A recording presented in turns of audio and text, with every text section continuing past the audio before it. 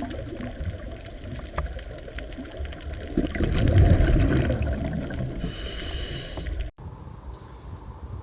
આજે ચેપ્ટરમાંથી બાકી રહેલ એકાદ મુદ્દો પૂરો કરી લે, એ છે પાચન માર્ગની અનિયમિતતાઓ.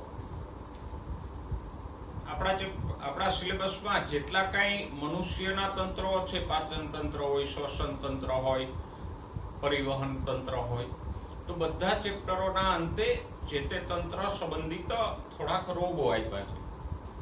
બરાબર? તો એવી જ રીતે પાચન તંત્રના પ્રકરણમાં પણ આપણને પાચન તંત્ર સંબંધિત કેટલીક અનિયમિતતાઓ અથવા સાદા શબ્દોમાં આપણે એને રોગો પણ કહી શકીએ, પાચન તંત્ર સંબંધિત રોગોની માહિતી આપી છે.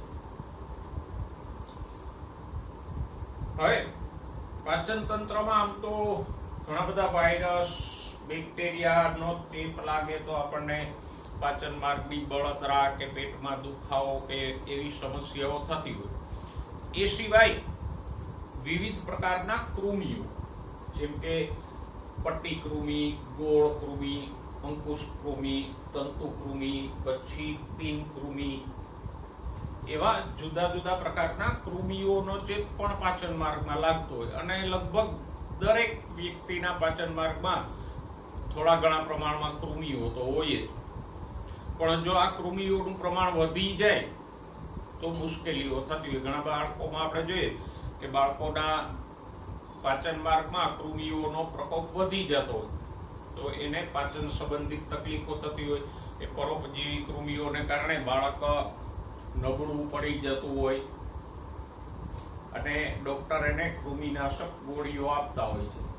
તો આમ વાયરસ, બેક્ટેરિયા અને કૃમિઓનો ચેપ પાચન માર્ગમાં બહુ સામાન્ય છે.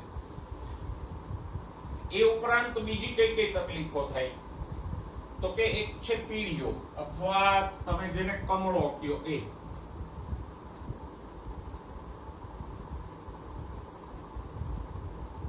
પીળીઓ એટલે જોન્ડિસ અથવા તો કમળો.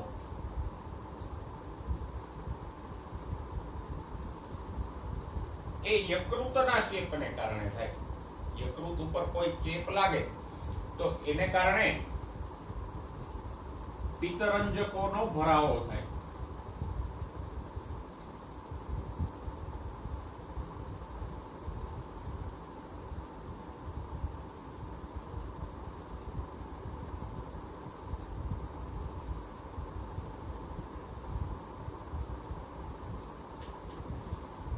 પિત્તરંજક દ્રવ્યોનું પ્રમાણ વધે અને એમાં ખાસ કરીને બે પિત્તરંજકો છે, બિલરુબિન અને બિલવર્ડિન. એમાંથી બિલરુબિનનું પ્રમાણ વધે.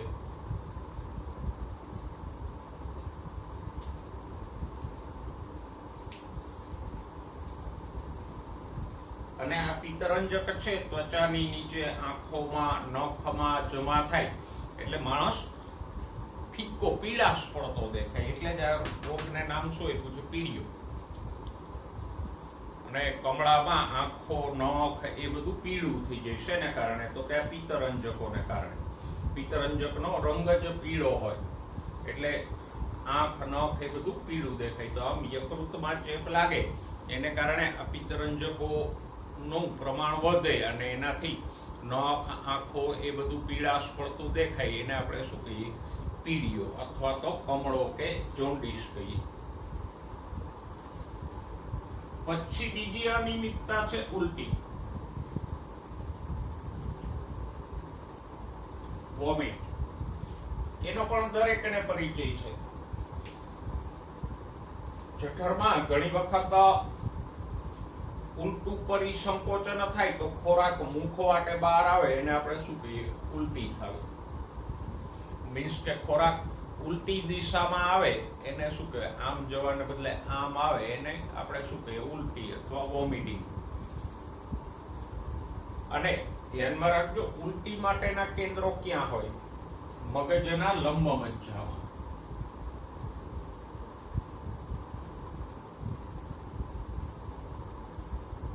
મગજનો એક ભાગ છે લંબ મજ્જા.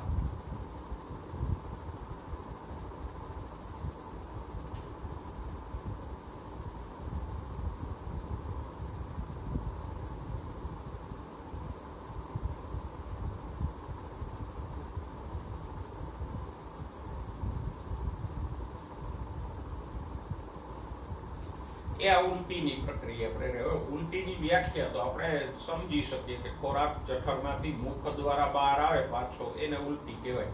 પણ એ પ્રેરે કોણ એને યાદ રાખજો તો કે મગજમાં આવેલા લંબમજ્જામાં રહેલા કેન્દ્રો એ ઉલટી પ્રેરે. સામાન્યતઃ ઉલટી એટલા માટે મગજ પ્રેરતું હોય કે કોઈ વાસી કે ઝેરી ખોરાક આવી ગયો હોય તો એનો જલ્દીથી નિકાલ થઈ જાય, એટલે ઉલટી સ્વરૂપે ખોરાકનો નિકાલ કરી નાખે મગજ, જેથી કરીને શરીરને નુકસાન ના કરે. એટલે આ લંબમજ્જામાં રહેલા કેન્દ્રો છે એ વોમિટિંગની ક્રિયા પ્રેરે અને આવા નુકસાનકારક ખોરાકને બહાર કાઢી નાખે. પણ ઘણીવાર પાચન તંત્રમાં કોઈ તકલીફ હોય તો એને કારણે પણ ઉલટી થતી હોય. તો આમ ઉલટી છે સામાન્યતઃ આવા નુકસાનકારક ખોરાકથી બચાવ માટે લંબમજ્જાના કેન્દ્રો પ્રેરતા હોય. એના પછી છે ડાયરિયા એટલે કે ઝાડા.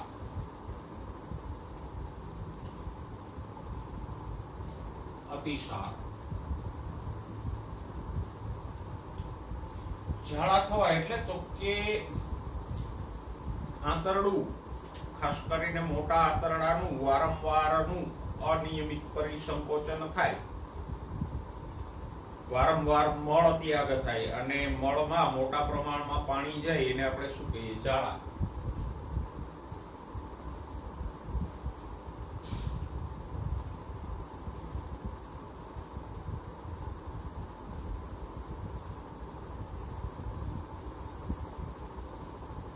વારંવાર મળ ત્યાગ થવો અને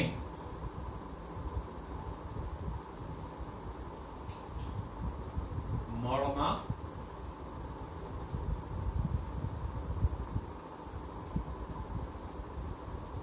મોટા પ્રમાણમાં પાણીનો નિકાલ. ઝાડામાં આ થતું હોય ને, વારંવાર મળ ત્યાગ થતો હોય અને મળમાં મોટા પ્રમાણમાં પાણીનો નિકાલ થતો હોય. હવે એને કારણે થાય શું તો કે એક તો વધારે પડતા પાણીનો નિકાલ થાય એટલે ડિહાઇડ્રેશન થાય, શરીરમાં પાણીની અછત ઊભી થાય.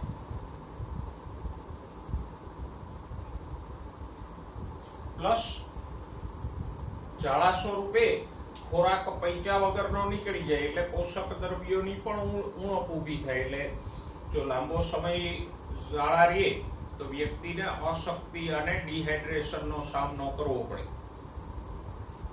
તો આ પણ સહેલો રોગ છે. એના પછીનો રોગ છે એ પણ જાણીતો છે, કબજિયાત.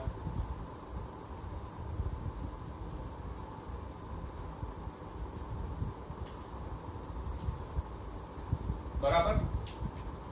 આંતરડાની અનિયમિત ગતિને કારણે અથવા તો એના સંકોચનના અભાવને કારણે મળ સંગ્રહાય નહીં અને લાંબો સમય મળ ત્યાગ ન થાય એને શું કહેવાય? કબજિયાત.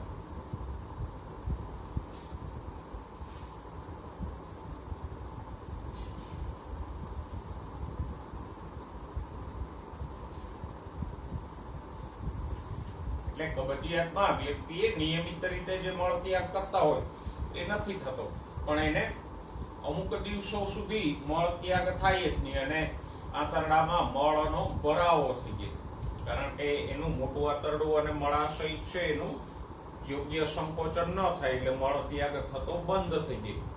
આમ વારંવાર મળ ત્યાગ થાય તો એને ઝાડા કહેવાય, પણ લાંબો સમય મળ ત્યાગ ન થાય તો એ શું થયું? કબજિયાત. એના પછીનો રોગ છે અપચો.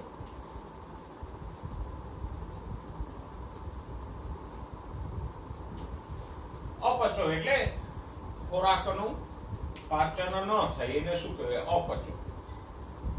અને ખોરાકનું પાચન ના થાય તો પેટ ભરેલું રહે, પેટમાં ગેસ સંબંધિત તકલીફો થાય, ઘણીવાર દુખાવો પણ થાય અને ભૂખ ન લાગે. અપચો શેને કારણે થાય તો કે ઘણા બધા કારણો છે. એક તો ઉત્સેચકોનો પૂરતો સ્ત્રાવ ન થતો હોય,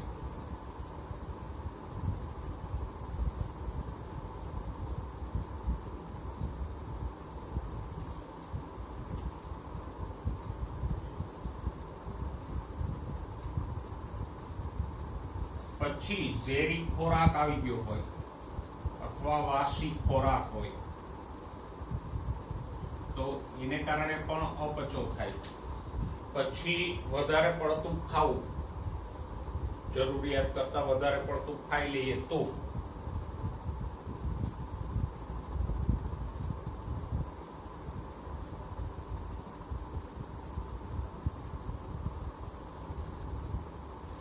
એનાથી આગળ તો કે મસાલેદાર ખોરાક,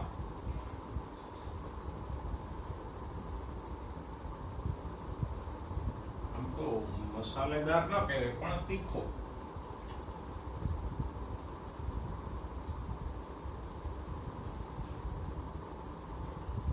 સ્પાઇસી.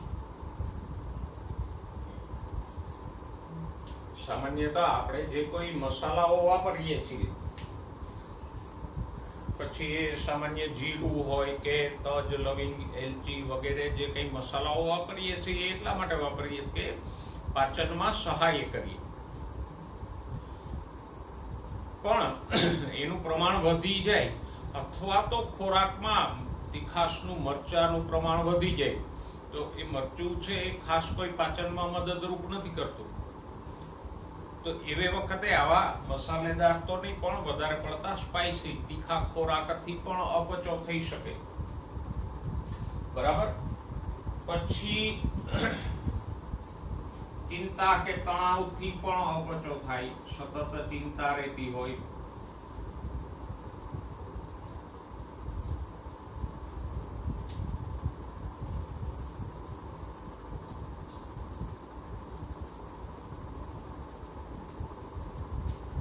તો ખોરાક પચવામાં મુશ્કેલી થાય.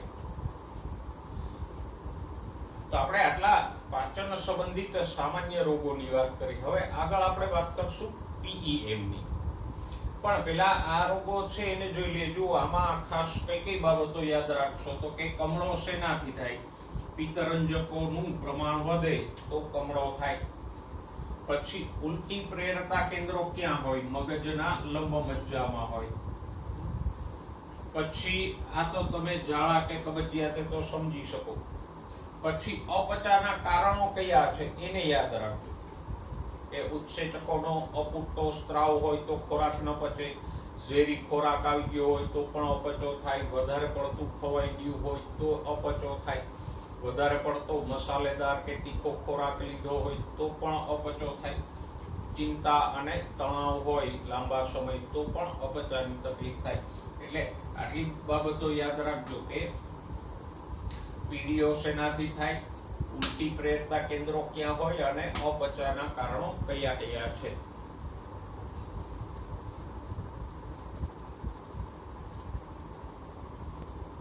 હવે જોઈએ PEM. આ પણ એક પાચન તંત્ર સંબંધિત અનિયમિતતા છે કે જેનાથી દુનિયાના અનેક લોકો પીડાય છે. પણ આપણે કોઈ દી આનું નામ નથી સાંભળ્યું કે PEM. બરાબર. તો PEM નું ફૂલ ફોર્મ શું થાય? Protein, E for energy,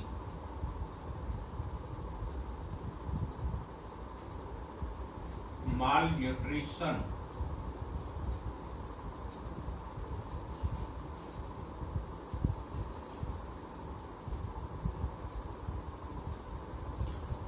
PEM નું ફૂલ ફોર્મ ખાસ યાદ રાખવાનું. શું છે? P for protein, E for energy, malnutrition. Protein, energy, માલન્યુટ્રિશન કોને કહેવાય? તો કે ખોરાકમાં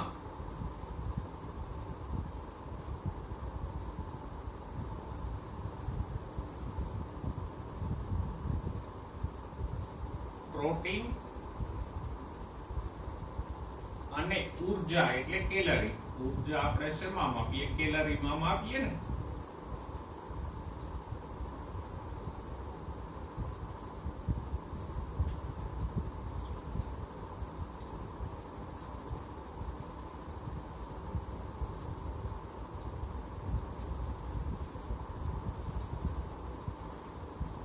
માલન્યુટ્રિશન એટલે જ અયોગ્ય. તો ખોરાકમાં પ્રોટીન અને ઉર્જાનું અયોગ્ય પ્રમાણ હોય તો એને શું કહેવાય? પીઈએમ. અને દુનિયાના ઘણા બધા લોકો છે એ આ સમસ્યાનો સામનો કરે છે, ખાસ કરીને બાળકો. જો દક્ષિણ પૂર્વ એશિયા, પછી દક્ષિણ અમેરિકા, મધ્ય આફ્રિકાના દેશો, એ બધામાં આ પીઈએમ જોવા મળે.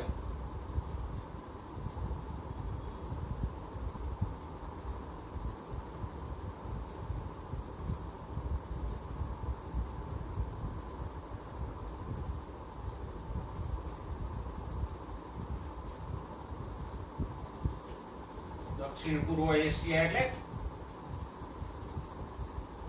ઇન્ડોનેશિયા, જાવા, એ બધા વિસ્તારના દેશો, ઇવન ભારતની પણ ઘણી બધી વસ્તી, બાંગ્લાદેશ, મ્યાનમાર, પાકિસ્તાનનો ઘણો બધો ભાગ, એ બધા દેશના વસ્તીનો સમૂહ આ સમસ્યાનો સામનો કરે. પછી દક્ષિણ અમેરિકા,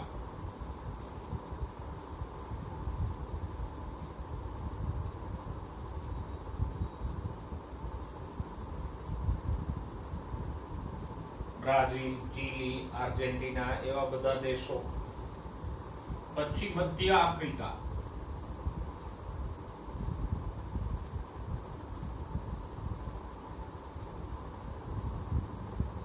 ઇથોપિયા, સુદાન, સોમાલિયા, એ બધા દેશો. તો આ બધા વિસ્તારોની મોટી વસ્તી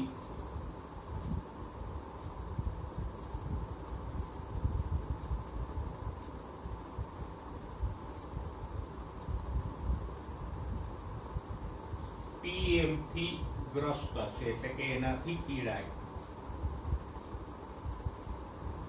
કયા વિસ્તારના લોકો? દક્ષિણ પૂર્વ એશિયા, દક્ષિણ અમેરિકા અને મધ્ય આફ્રિકાના દેશો છે એ. હવે અહીંયા પ્રોટીન, ઉર્જા, કુપોષણ થાય. અને હવે અમુક દેશોમાં જ શા માટે થાય છે? તો કે વસ્તીની વાત કરો તો ઘણીવાર વસ્તીને પૂરતો ખોરાક ન મળતો હોય, જેમ કે સૂકો એટલે કે દુષ્કાળ પડતો હોય, પછી રાજકીય અસ્થિરતા હોય,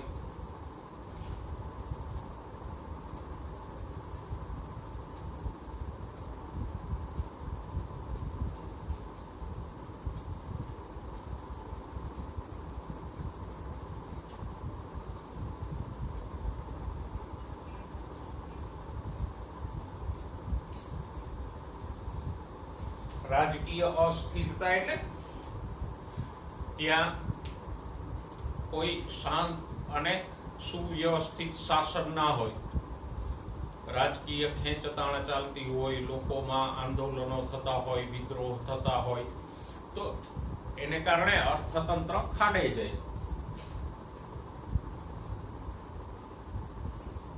અને આર્થિક વિકાસ છે એ ઘટે.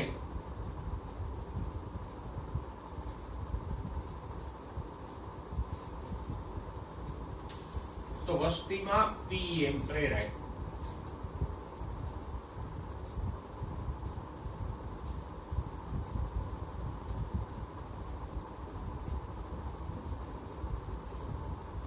જો દુષ્કાળ હોય કે આવી રાજકીય ગરબડો, આંદોલનો હોય મોટે પાયે, તો એને કારણે દેશની આર્થિક સ્થિતિ બગડી જાય. અને આર્થિક સ્થિતિ કથળે તો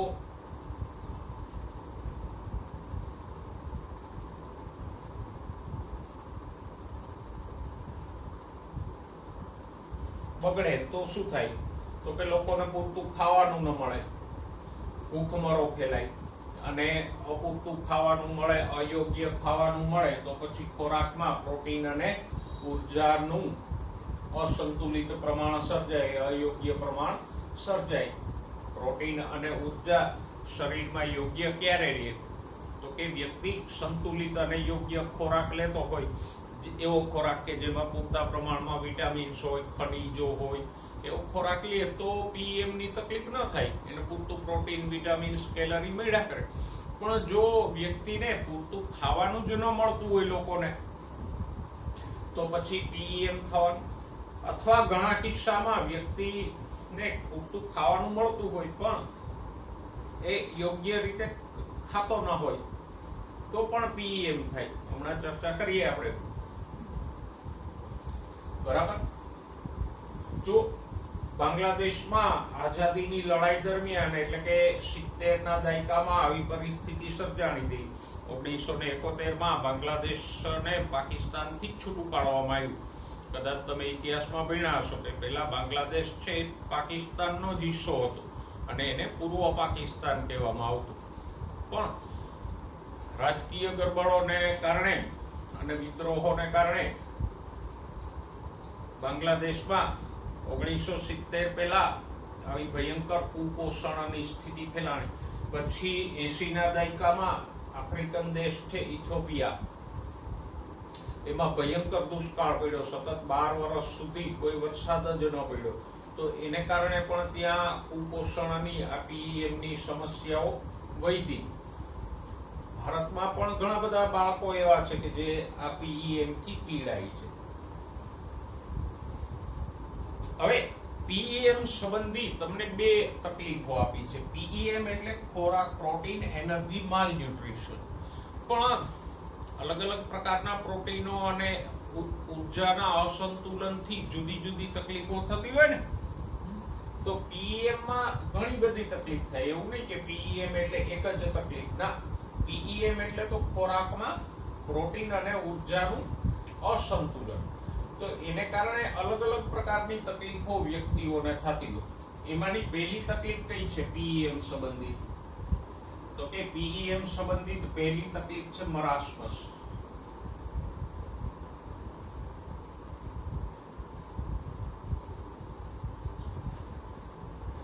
મરાસમસમાં પ્રોટીન અને કેલરી બંનેની ઉણપ થાય.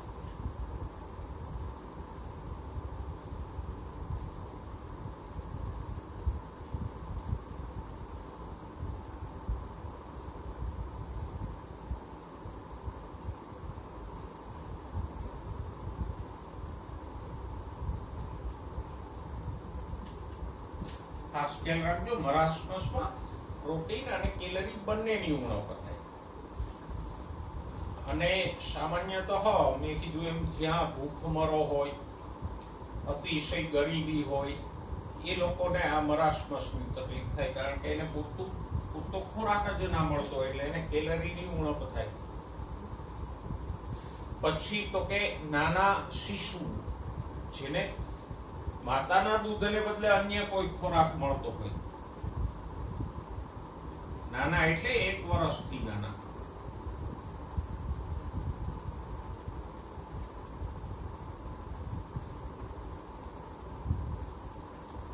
બરાબર. કોઈ આકસ્મિક કારણોસર એને માતાના દૂધને બદલે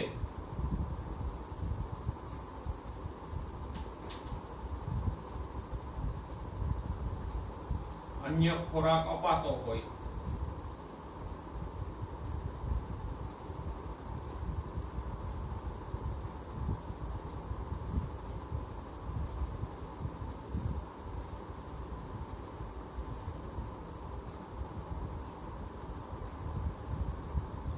તો એ આવું નાનું બાળક છે એ તો બીજો ખોરાક સહેલાઈથી પચાવી ન શકે, તો પછી એનામાં પ્રોટીન અને કેલરીની ઉણપ થશે.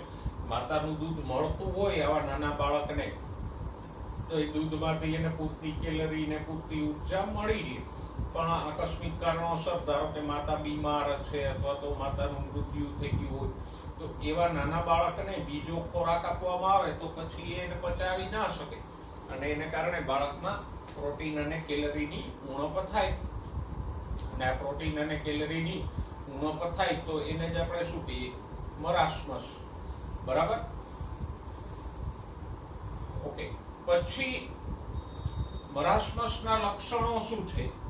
તો કે નબળી વૃદ્ધિ. આવા બાળકોનો વૃદ્ધિ વિકાસ છે નબળો થાય. સ્વાભાવિક છે, પ્રોટીન અને કેલરી ના હોય તો કોઈનો વિકાસ ન થાય ને આપણો ન થાય, બરાબર. પછી પેશીય પ્રોટીનની ફેરબદલી એટલે ખામીઓ, જે આપણી પેશી, ખાસ કરીને સ્નાયુ પેશીમાં પ્રોટીન હોય,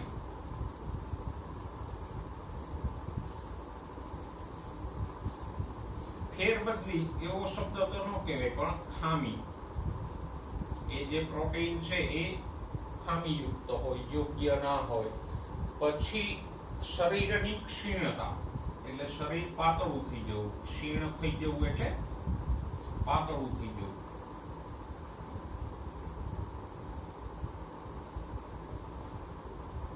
બરાબર. ઉપાંગો એટલે હાથ પગ પાતળા થઈ જવા.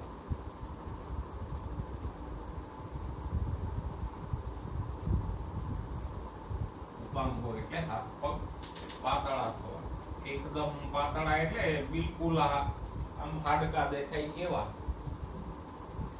પછી ત્વચા શુષ્ક થઈ જવી, કારણ કે શરીરમાં ઉર્જા જ ના હોય ને ચરબી જ ના હોય તો ત્વચા શુષ્ક થઈ જાય.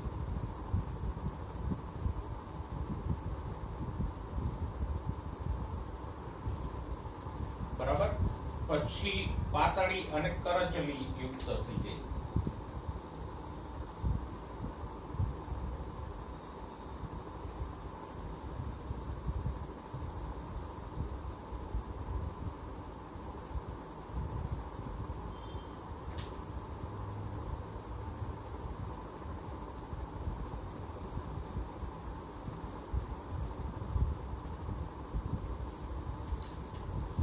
બરાબર. આવા બધા લક્ષણો જોવા મળે. એ ઉપરાંત વજનમાં નોંધપાત્ર એટલે મોટો ઘટાડો થાય.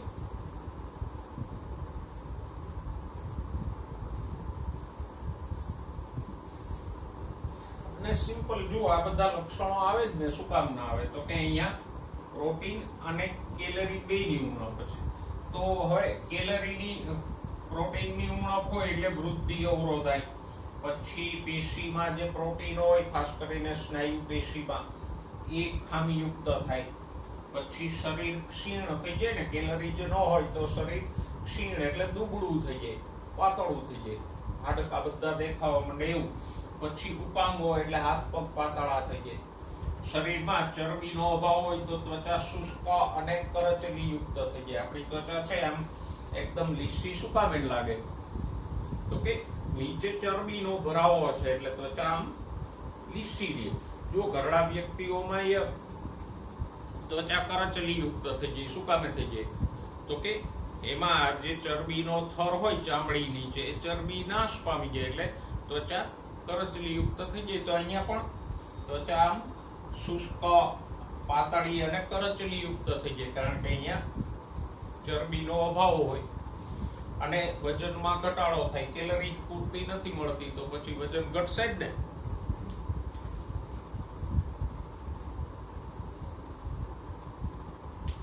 પછી પીએમ સંબંધિત બીજી તકલીફ છે ક્વાશિયોકોર.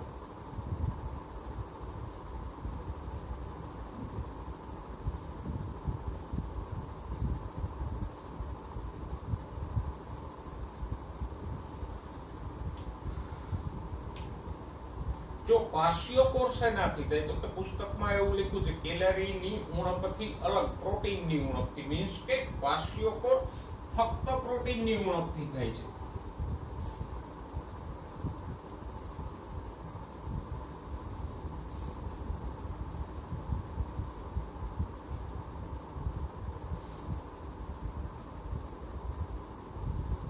કેલરીની નહીં, અહીંયા વ્યક્તિને કેલરીની ખોરાકમાંથી કોઈ ઉણપ નથી હોતી, પણ પ્રોટીનનો ખોરાકમાં અભાવ હોય.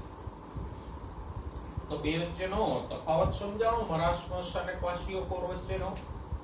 મરાસ્મસમાં ખોરાકમાં પ્રોટીન અને કેલરી બેની ઉણપ હોય, જ્યારે ક્વાશિયોકોરમાં ફક્ત પ્રોટીનની ઉણપ હોય, કેલરીની ના હોય.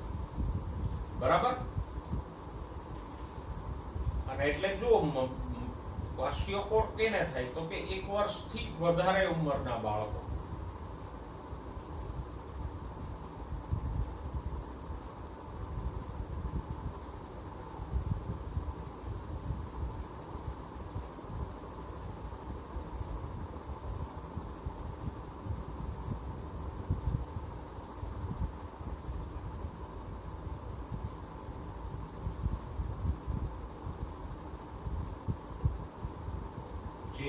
આપણે કહી શકીએ કે યોગ્ય આહાર ન લેતા હોય એવા.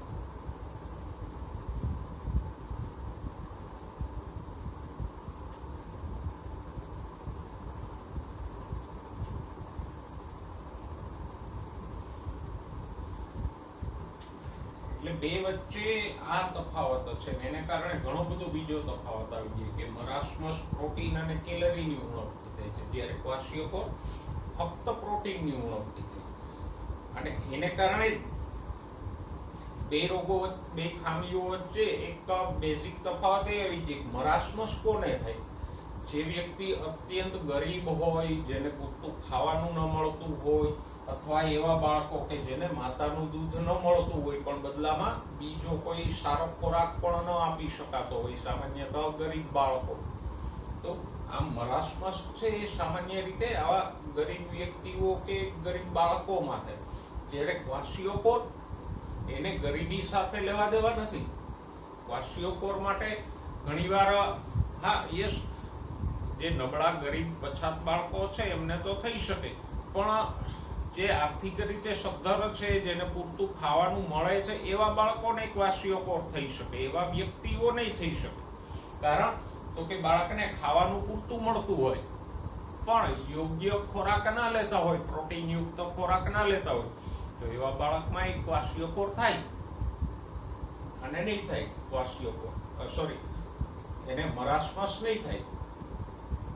સાદી ભાષામાં કહો તો ઘણા બાળકો નથી હોતા વેફર, ફ્રાય જેવા પેકેટો ઝાપટતા હોય, નૂડલ્સ ખાતા હોય, તો એમાંથી કોઈ પ્રોટીન નથી મળતું. એટલે આવા બાળકને ખોરાક ઘણો બધો મળે, જરૂર કરતાંય વધારે મળતો હોય, પણ એ ખોરાક એવો છે કે એમાં પ્રોટીનની ઉણપ હોય. તો એને કેલરી પૂરતી મળે છે પણ પ્રોટીનની ઉણપ છે, એટલે આવા બાળકને ક્વાશિયોકોર થાય. બીજી વાત જુઓ, અહીંયા લખ્યું છે કે મરાસ્મસ કોને થાય? નાના બાળકો, સામાન્ય 1 વર્ષથી નાના બાળકો કે જેને માતાનું દૂધ ન મળતું હોય, તો એને કેલરી અને પ્રોટીન બેની ઉણપ થાય. જ્યારે ક્વાશિયોકોર ઓકે 1 વર્ષથી મોટા બાળકો કે જેને માતાનું દૂધ નથી મળતું પણ બદલામાં એ યોગ્ય ખોરાક પણ નથી લેતા, આવું બધું પ્રોટીન વગરનો ખોરાક લીધા કરતા હોય, તો એને ક્વાશિયોકોર થઈ શકે. એટલે મરાસ્મસ મોસ્ટલી ભૂખમરા કે ગરીબીને કારણે થતો હોય, જ્યારે ક્વાશિયોકોર છે એ ભૂખમરા સિવાય પણ થઈ શકે.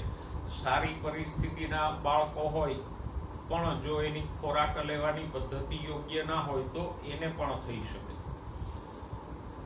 તો બે વચ્ચે બેઝિક તફાવત આ છે. જો ક્વાશિયોકોરના લક્ષણો, તો કે અહીંયા પણ મરાસ્મસના અમુક લક્ષણો હશે, જેમ કે સ્નાયુઓનો બગાડ, કારણ કે સ્નાયુઓ પ્રોટીનના બનેલા હોય, એટલે પ્રોટીનની ઉણપ થાય તો સ્નાયુઓનો બગાડ, એટલે સ્નાયુઓ ઘસાઈ જાય, ઘસારો લાગે. પછી ઉપાંગો પાતળા થઈ શકે, વૃદ્ધિ અને મગજનો વિકાસ અવરોધાય.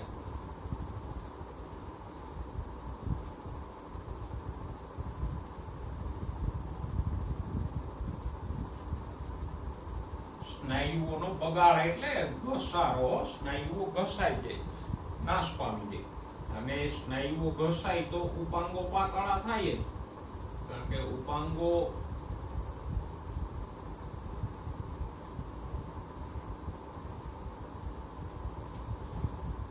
છે એની જે મજબૂતી છે કે જે કદ છે એ સ્નાયુઓને કારણે છે. આ સ્નાયુઓ જ ઘસાઈ જશે તો ઉપાંગો પાતળા થઈ જવાના. પછી તો કે અહીંયા વૃદ્ધિ અવરોધાય, મગજનો વિકાસ નિષ્ફળ જાય, એટલે કે અવરોધાય.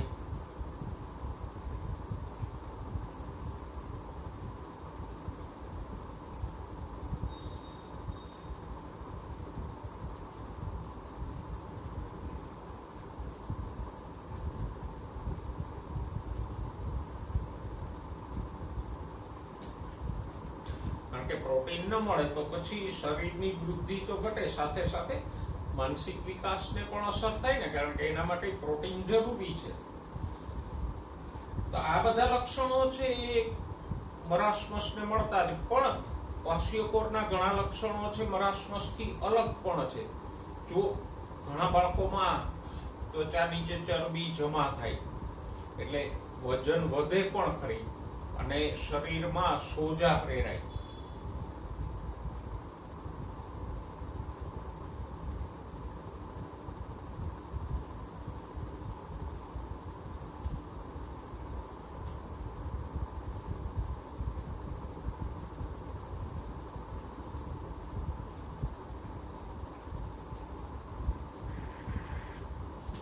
અને શરીર આખું સૂજી ગયું હોય એવું લાગે. મેં કીધું ને કે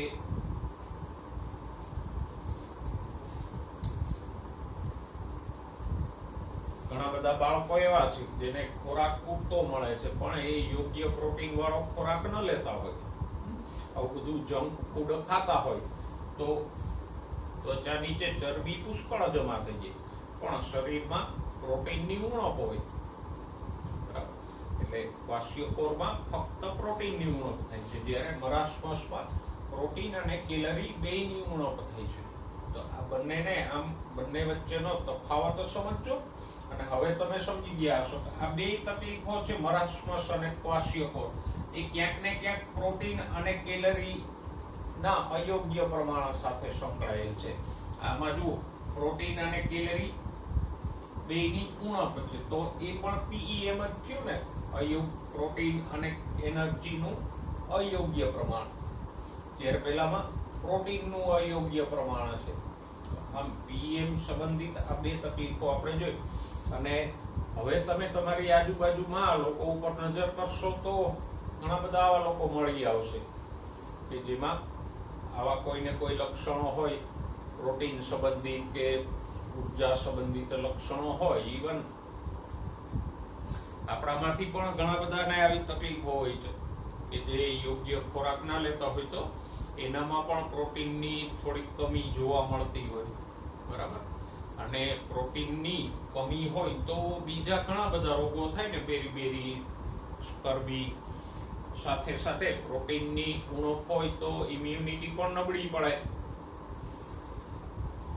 તો આમ ખોરાકમાં પ્રોટીન અને ઉર્જાનું યોગ્ય પ્રમાણ હોવું જોઈએ. આપણે યોગ્ય પ્રોટીન, યોગ્ય ઉર્જા, વિટામિન્સ અને ખનિજો વાળો સંતુલિત આહાર લઈએ તો બધી તકલીફોથી બચી શકાય. કારણ કે આહાર છે એ જ આપણા શરીરને ટકાવવા માટે અને વૃદ્ધિ માટે જરૂરી છે. જો એ જ યોગ્ય ના હોય તો પછી સમય જતા શરીરમાં વિવિધ પ્રકારની તકલીફો થાય જ. અને સમાજમાં આપણે જોયા છે કે ઘણા બધા લોકો ગેસ, અપચો, એસિડિટી, કબજિયાત માંડી અને આવી મરાસ્મસ કે ક્વાશિયોકોર જેવી તકલીફોથી પીડાતા હોય. કોમન તકલીફ છે ઓબેસિટી એટલે જાડિયાપણું, એટલે કે વધારે પડતા વજનની સમસ્યાઓથી પીડાતા હોય. તો મોસ્ટલી આ બધું શેને કારણે છે તો કે આપણા ખાનપાનની અયોગ્ય રીતોને કારણે. નિયમિત ખોરાક ન લેતા હોઈએ, સારો અને સંતુલિત ખોરાક ન લેતા હોઈએ, જંક ફૂડ વધારે ખાતા હોઈએ, વધારે પડતો મસાલેદાર સ્પાઇસી ખોરાક લેતા હોઈએ તો એક પછી એક તકલીફોની શરૂઆત થાય. એટલે જીવનમાં હંમેશા સ્વાદનું મહત્વ ઓછું રાખી અને યોગ્ય પોષણ વાળો, સંતુલિત અને તંદુરસ્ત ખોરાક નિયમિત રીતે લેવાનો આગ્રહ રાખવો. તો આપણું પ્રકરણ અહીંયા પૂરું થયું. નેક્સ્ટ ટાઈમ આપણે આ પ્રકરણમાંથી નીટના થોડાક ટોપિક્સની ચર્ચા કરશું.